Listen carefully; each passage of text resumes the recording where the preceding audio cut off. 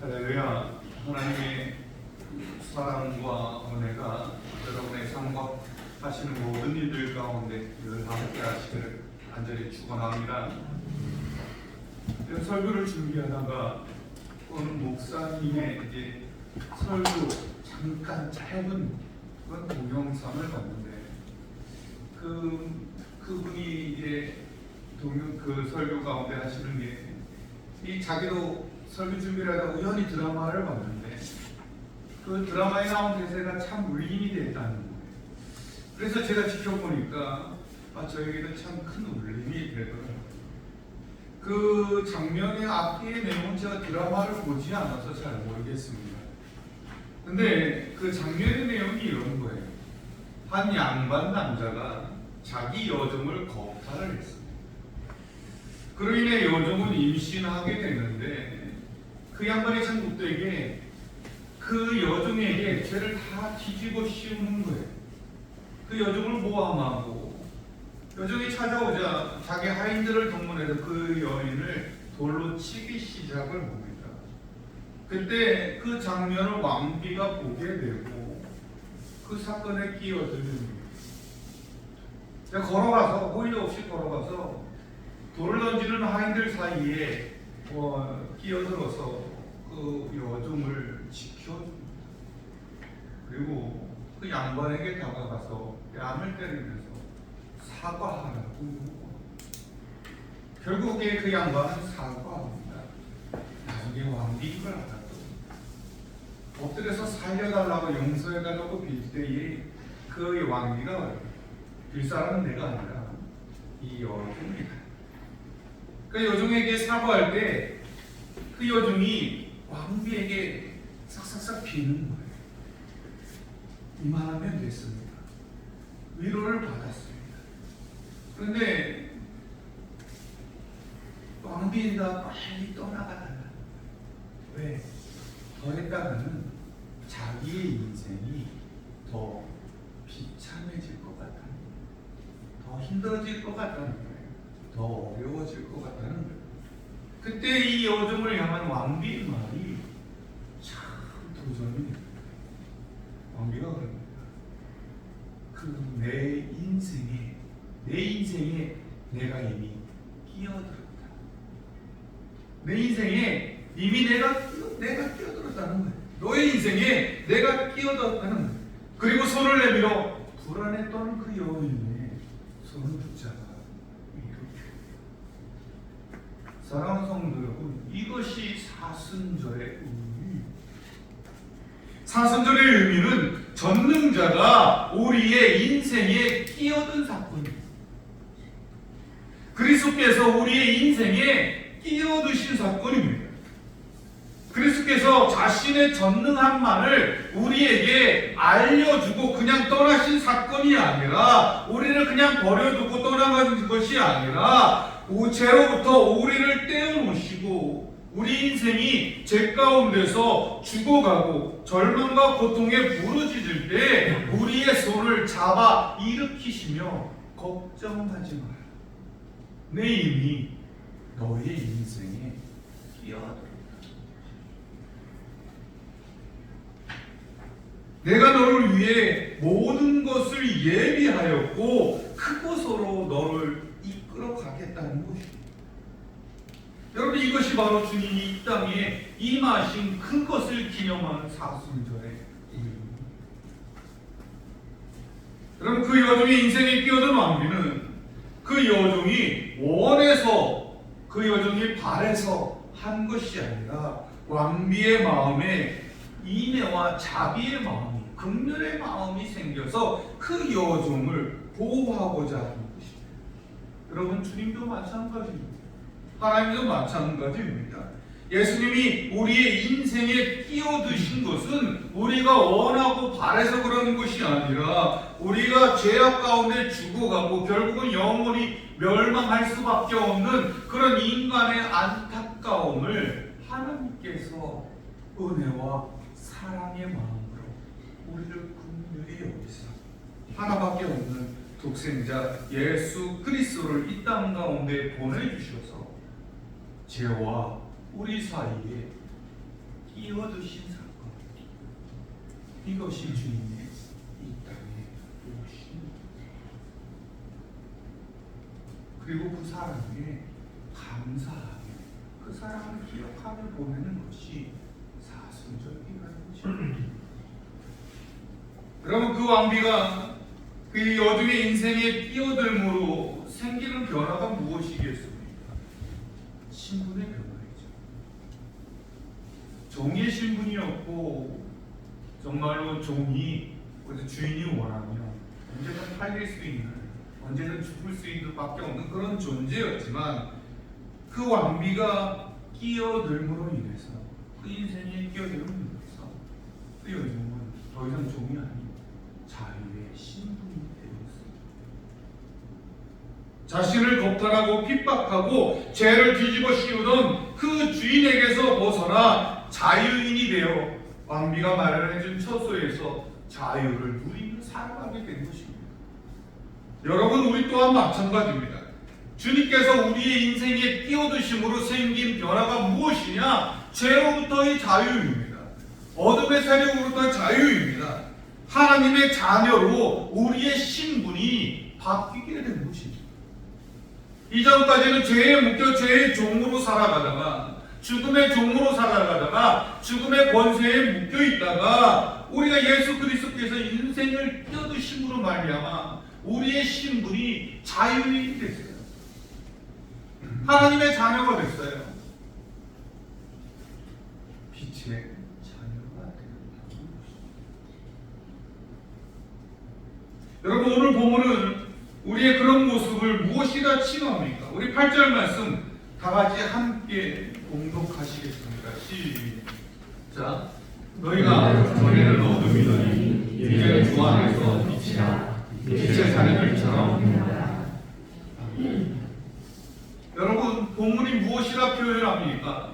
전에는 어둠이었다는 거예요. 우리 인생이 어둠 가운데 걸어가고 있다는 거예요. 그런데 이제는 빛이라고 합니다. 빛의 자녀라고 합니다. 여기에 중요한 단어가 있습니다.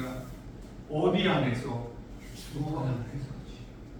주 안에서라는 것은 주님께서 우리의 인생에 끼어드셔서 우리를 보호해 주신 그 사람을 말하는 거예요.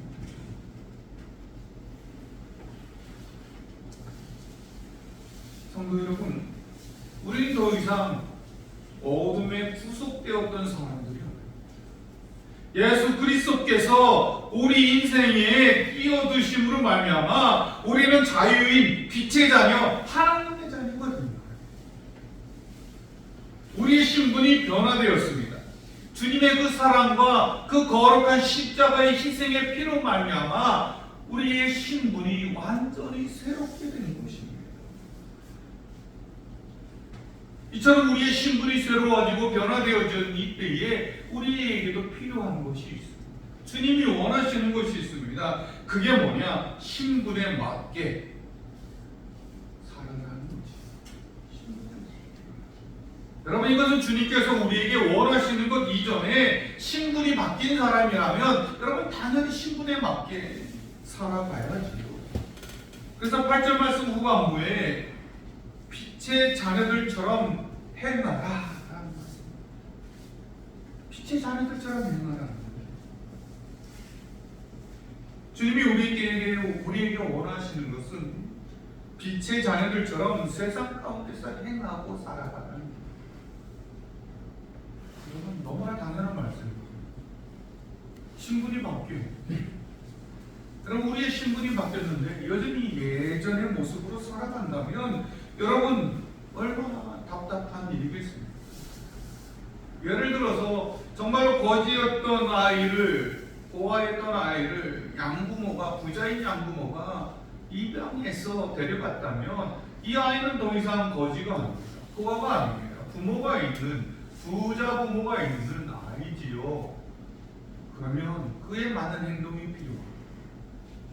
그런데 옛날처럼 땅에 떨어진 거 주워 먹고 옷은 오염하게 입고 바닥에서 자고, 여러분 그런 모습을 부모가 본다면 얼마나 마음이 아프겠습니까? 얼마나 상심이 크겠습니까? 여러분, 하나님도 마찬가지입니다. 우리를 어둠으로부터 불러내고 정말로 값진 희생을 치루어서 세상의 무엇과도 바꿀 수 없는 희생을 치루어서 우리를 정말로 빛의 자녀 삼아주셨는데 우리가 여전히 빛의 자녀가 아닌 예전에 어둠에 묶여있던 사람처럼 행동한다면 여러분 하나님의 마음이 얼마나 아프시겠냐는 거죠. 그러므로 우리는 이제 하나님의 자녀답게 빛의 자녀답게 그렇게 살아가야 합니다. 그러면 여러분 빛의 자녀답게 행한다는 것은 어떻게 살아가는 것입니까? 첫째로 어둠의 일에 참여하지 않는 것입니다. 여러분 우리가 읽지는 않았지만 7절 말씀을 보면 그러므로 그들과 함께 하는 자가 되지 말라라고 말씀하고 있습니다. 또 11절 12절 말씀에 보면 너희는 열매 없는 어둠의 일에 참여하지 말고 도리어 책망하라. 그들이 은밀히 행하는 것들은 말하기도 부끄러운 것들이라 라고 말씀하고 있습니다. 여러분 여기서 그들은 누구를 말합니까? 불순종의 아들 어둠의 자녀들을 말합니다. 7절 말씀에 함께하는 자가 되지 말라는 것은 여러분 원어적 의미로 보면 아예 상종하지 말라는 말, 떠나라는 말씀입니다. 이것은 단순한 부탁이 아니라 주님의 단호한 명령입니다. 주님께서 우리에게 단호하게 어둠의 세력들과 어둠의 무리들과 상종하지 말고 떠나라는 거예요. 더 이상 그들과 관계하지 말라는 거예요. 주님께서 이렇게 단호하게 말씀하시는 이유가 무엇입니까? 사람의 습관을 아시기 때문이죠. 사람들은요 자신이 행하던 버릇을 쉽게 버리지 못합니다. 자신의 행동을 쉽게 바꾸지 못합니다. 그게 잘못된 일인 줄 알면서도 잘못된 행동인 줄 알면서도 여러분 그러면서도 그것을 행하는 것이 사람이라는 거예요. 그렇지 않습니까? 한 예로 이제 도박꾼들이 그렇지 않습니까? 도박이 잘못된 걸 알죠. 망하는 걸 알죠. 그럼에도 그것을 끊지 못하는 거예요. 오죽했으면 도박을 안 하려고 손가락을 다 끊었는데 발가락으로 도박을 하더라는 거죠. 그만큼 끊기 힘든 거예요. 그런데 더 끊기 힘든 건 뭐냐? 그들과 어울릴 때지요. 그들과 함께 할 때지요. 그렇지 않겠습니까? 알코올 중독자들이 정말 힘들 때가 언제입니까? 그 사람들과 어울릴 때 옆에서 마시면 참지 못하지. 흡연하는 분들도 마찬가지. 여러분, 그래서 교회가 교인들이 여러분 우리 빛의 자녀들이 계속해서 그 사람들과 어울리게 되면 여러분 우리는 쉽게 바꾸지 못한다는 거죠. 습관을 잘 바꿀 수가 없습니다. 교회가 교인들이 욕먹는 이유가 바로 이거지. 옛 습관이 그대로 남고 옛날 사람들과 어둠의 사람들과 함께하며 자신이 행했던 그것들을 그대로 행하며 살아가기 때문에 그러므로 과감한 결단이 필요합니다.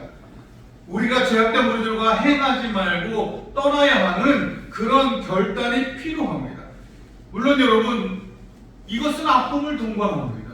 때론 친구를 멀리해야 할 때도 있고 직장 내에서 불이익을 받을 수도 있고 또 어떠한 것들이 우리에게 해로 다가올지도 모릅니다. 그러나 여러분 이러한 두려움에 진다면 결국 우리는 빛의 자녀가 아닌 계속해서 어둠의 자녀로밖에 살 수가 없는 것입니다. 우리가 너무나 잘 아는 이야기가 있죠. 바로 김유신 이야기. 이 김유신 장군이 젊었을 적에 그 기생에 빠져서 매번 그 기생을 찾아가서 주지육류에 빠져 살다가 어머니에게 혼이 납니다. 나라에 큰 일을 할 사람이 그래서 되겠느냐. 그때 김유신이 깨닫고 과감히 결단을 하고 그때부터 그곳을 가지 않습니다. 근데 어느 날 전쟁을 하고 돌아올 때 너무 피곤해서 말 위에 잠들었는데 이 에마가 나는 자신의 주인을 생각해서 어디로 가냐? 그 기생에게로 간 거죠. 기생의 목소리에 눈을 뜬 김유신이 화를 내며 자신이 사랑하던 애마, 아끼던 애마를 그냥 단칼에 죽여버려요. 여러분, 왜 안타깝지 않겠습니까? 왜 아깝지 않겠습니까? 왜 마음이 안 아프겠습니까? 그럼에도 그렇게 하는 것은 옛날로 돌아가지 않기는 해요. 과거의 잘못된 습관을 버리기 위한. 여러분, 우리도 마찬가지입니다. 우리가 변화되려면 웬만한 결심 가지고는 정말로 힘이 듭니다. 여전히 우리를 유혹하는 것들이 있고, 우리를 두려워하게 하는 것들이 있고, 우리가 손해를 감수하기에 그것이 힘든 것은 분명하지만, 여러분, 그럼에도 우리가 빛의 자녀이기에 화가 나게 과거의 죄악으로부터 떠날지 알아야 한다는. 그러므로 우리가 정말로 능력으로 감당할 수 없을 때 여러분, 우리를 도우시겠다는 그 주님의 약속을 믿고, 그리고 과감히 과거로부터 단절하는 여러분이 될 수 있기를 간절히 소망합니다. 두 번째로 빛의 열매를 맺는 삶을 살아가야 합니다. 오늘 본문 말씀 구절을 보면 빛의 열매는 모든 착함과 의로움과 진실함에 있느니라 라고 말씀하고 있습니다. 여러분, 이 말씀은 바울 사도가 하나님의 빛의 자녀로서 어둠에서 벗어나는 것, 과거의 우리 행동이 잘못된 것들, 죄의 습관을 버리기 위해서 어둠에 매여 있는 사람들과 상종하지 않는 것에서 더 나아가서 빛의 자녀로서 열매 맺는 삶을 살아야 한다는 것입니다. 왜냐하면 우리가 세상 가운데서 빛의 자녀라고 말을 할 수 있으려면 우리의 삶을 통해서 열매가 보여져야 하기 때문에, 여러분, 나무는요, 열매를 보지 않으면 때로는 알 수 없을 때가 있습니다. 이게 무슨 나무인지 알지 못할 때가 있습니다. 농사에 관심 없는 사람들을 보면 열매를 보기 전까지는 이 나무가 대나무인지 사과나무인지 자두나무인지 살구나무인지 구분을 못하지. 열매가 맺혀야만 알 수 있듯이 우리 또한 마찬가지라는 거죠. 우리의 삶을 통해서 맺은 열매로 증명해야 하기 때문에 바울 사도는 우리에게 빛의 열매를 맺기를 원하십니다. 그런데 여러분, 많은 성도들이 신앙생활에 늘 물에 물탄 듯 술에 술탄 듯 여러분, 그렇게 살아가는 분들이 많이 있습니다. 예수를 믿기 전과 믿은 후에 변화가 없습니다. 빛의 아들로 나타나는 것은 고사하고 어둠의 일에 오히려 매력을 느끼고 거기에 유혹을 받는 것이 많이 있습니다. 그러다 보니 세상 가운데서 살아가는 우리가 빛의 자녀인지 분별할 수 없게 되는 거예요. 그러므로 우리는 빛의 열매를 맺는 삶을 살아가야 한다는 것입니다. 그런데 바울 사도는 어떤 열매를 맺으라고 강요하지 않습니다. 다만 빛의 열매가 어떤 것들이 있으니 그것들을 보고 우리 스스로 확인하라는 것입니다. 생각하라는 것입니다. 즉, 경각심을 갖고 내 삶을 돌아보며 내 삶이 어떤 방향으로 나아가야 하는지 스스로 깨달으라는 것입니다. 오늘 바울 사도가 이야기하는 이 착함과 의로움과 진실함은 갈라디아서에 나오는 성령의 열매와 같은 맥락, 성령의 열매라 이 빛의 열매라 같은 맥락으로 여러분 봐야 한다는 것이죠. 그러면 여기에 제시하고 있는 빛의 열매의 특징이 무엇입니까? 여러분, 착함과 의로움과 진실함인데 이것들은 모두 하나님의 성품과 하나님의 속성과 관련이 있는 그런 열매들입니다. 착함은요, 하나님의 관용, 자비, 인내를 말합니다. 그러니까 하나님이 죄인된 우리를 향해 심판과 징계와 진노 대신 자비와 긍휼과 오래 참으심으로 우리를 대하신 것처럼 우리 또한 이웃을 대하는 태도에 이러한 특징으로 나타나야 한다는 것입니다. 다음으로 의로움은 전혀 그릇 행하심이 없으신 하나님의 공의를 말합니다. 그러니까 성도 역시 하나님의 말씀에 정말로 어긋남 없이 바르고 의롭게 행하는 것이 삶의 특징으로 나타나야 한다는 말입니다. 끝으로 진실함은 거짓과 가식, 위선, 어둠이 없으신 하나님의 성품을 말합니다. 그러므로 성도들 역시 말이나 행동에 있어서 거짓이나 가식, 위선, 어둠이 없는 삶을 특징으로 해야 한다는 것입니다. 그러면 여러분, 사도 바울이 말하고자 하는 그 모든 것이 이것으로 끝입니까? 오늘 사실상 더 중요하고 본질적인 것이 남아있는데 그것은 바로 모든이라는 말에서 찾을 수 있습니다. 모든. 여러분, 이 말에 의미하는 바가 무엇이냐? 바로 하나님의 성품을 담아있는 이 성도들의 특징이 어쩌다가 한번 나타나는 그런 것이 되어서는 안 된다는 거예요.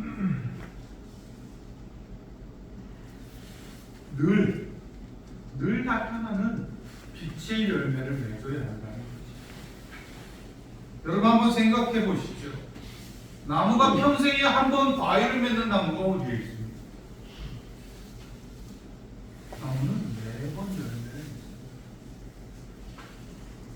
또한 우리 하나님의 선하심과 의로우심과 신실하심이 여러분 우리의 인생 가운데 한 번만 나타납니까? 기분이 좋으면 나타나고 언짢으시면 나타나지 않습니까? 여러분, 그렇지 않죠. 하나님은 어제나 오늘이나 동일하신 하나님입니다. 호세아 6장 3절의 말씀에 보면 하나님의 나오심은 새벽빛같이 일정하신 언제나 동일하게 성품이 변함이 없으신 것처럼 우리 또한 이러한 선함, 의로움, 신실함이 일정하여야 한다는 것입니다. 늘 우리의 성품화가 되어 있어야 한다는 것입니다. 우리가 살아가면서 이런 빛의 열매를 늘 맺고 살아가실 수 있는 여러분이 되시길 간절히 소원합니다. 마지막으로 우리의 삶의 기준이 주님의 기쁨에 있어야 한다는 것입니다. 여러분, 10절은 빛된 성도가 삶의 기준으로 삼아야 하는 것이 무엇인지를 말씀해주고 있습니다. 여러분, 대다수의 사람들이 삶의 기준으로 삼는 것이 무엇입니까? 바로 자신의 욕구입니다. 욕구 충족입니다. 알든 모르든 내가 하려는 모든 것들이 사실은 자신의 욕구를 만족시키기를 원하고 그것을 기준으로 삼고 살아가는 겁니다. 이것은 세상 사람들이나 여러분 그리스도인이나 큰 차이가 없어요.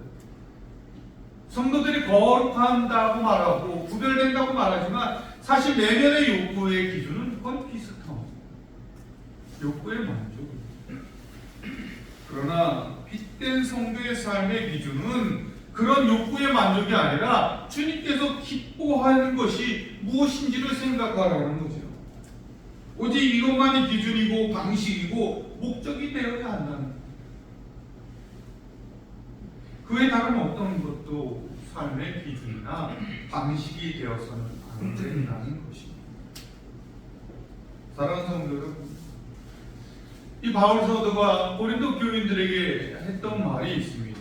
그게 뭐냐면 먹든지 마시든지 무엇을 하든지 하나님의 영광을 위하여 하라. 여러분, 먹는 일, 마시는 일 얼마나 사소한 일입니까? 하루에도 우리가 얼마나 자주 반복하는 일입니까? 그런데 그런 것조차 하나님의 영광을 위해서 하라는 거예요. 우리가 사소하다고 생각하는 그것조차도 주님이 기뻐하시는 그런 일이 될 수 있도록 삶을 살아가라는 것이죠. 여러분, 작은 것을 하지 못하면 큰 것은 더욱더 할 수가 없는 것이죠. 그러므로 우리가 정말로 하나님 안에서 사소한 것까지도 하나님의 기쁨이 기준이 되어요. 왜냐하면 우리가 조금 전에 말씀드린 착함, 의로움, 진실함이 여러분 성도들에게만 나타나는 특징입니다. 아니기 때문입니다. 솔직히 그것은 믿지 않는 사람들에게도 나타납니다. 경우에 따라서는 믿는 성도보다 믿지 않는 도덕주의자들에게서 그것이 더 잘 나타날 수가 있습니다. 여러분, 그렇다고 해서 그들이 구원을 얻습니까? 아니죠. 그들이 빛의 자녀입니까? 아닙니다. 왜냐하면 그들은 그 기준이 자신에게 있기 때문입니다. 그들이 그렇게 행하는 것은 자신의 양심과 도덕성을 만족시키기 위함입니다. 종교적인 것이라 할지라도 결국 그들의 종교심의 만족이고 그들의 성기는 우상의 만족을 위해서 하는 것뿐이지 빛의 자녀를 써내는 것입니다. 왜냐하면 여러분 우리의 기준은 하나님께 있으므로 우리가 그것을 통해서 무언가를 얻으려 하지 않기 때문에 다른 것입니다. 하나님을 기쁘시게 한다는 것, 그것은 내가 하나님을 기쁘게 해서 하나님으로부터 내가 복을 얻고 뭔가 유익해 되게 하기 위함이 아니라 애초에 우리 인생에 끼어들으셔서 우리를 죄로부터 구원해 주신 그 하나님의 사랑에 감사해서 하는 것뿐입니다. 그것이 하나님의 기준, 하나님을 기쁘시게 하는 것. 그것이 바로 빛된 성도들의 특징이라는 거죠.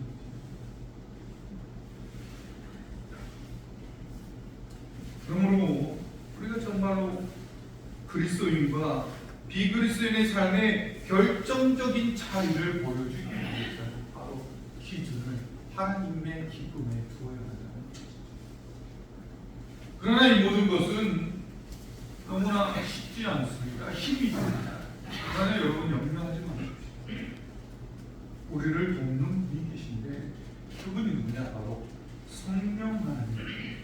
주님께서는 우리에게 빛의 자녀로 살아가라고 하시면서 그냥 우리를 버려두신 것이 아니라 보혜사 성령을 보내주셔서 우리를 돕게 하신다고 말씀하셨어요. 요한복음 15장 11절 말씀을 보면 너희가 나를 택한 것이 아니요 내가 너희를 택하여 세웠노니 이는 너희로 가서 열매를 맺게 하고 또 너희 열매가 항상 있게 하여 내 이름으로 아버지께 무엇을 구하든지 다 받게 하려 합니다. 여러분 이것을 공동번역 성경으로 살펴보면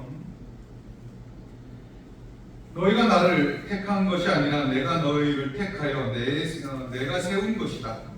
그러니 너희는 세상에 나가 언제까지나 썩지 않을 열매를 맺어라. 그러면 아버지께서는 너희가 내 이름으로 구하는 것을 다 이뤄줄 것이다. 라고 번역하고 있습니다. 주님께서 우리를 열매 맺게 하기 위해서 우리를 택하셨고 성령을 보내주시사 열매를 맺게 하는 것을 도와주셨어요.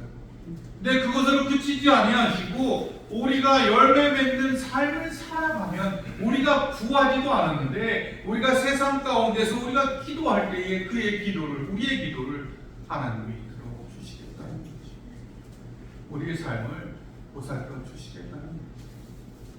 그러므로 사랑하는 성도, 이 사순절 정말 이 기간 우리 인생에 뛰어드신 그 주님을 기억하면서 그 뛰어드신 주님으로 인해 우리의 신분이 변화되었음을 우리가 늘 생각하며 나의 신분에 맞게 살아가기를 위해서 빛의 열매를 맺어가며 하나님의 기쁨을 기준으로 삼고 살아가시는 여러분 되시기를 간절히 기도하시겠습니다.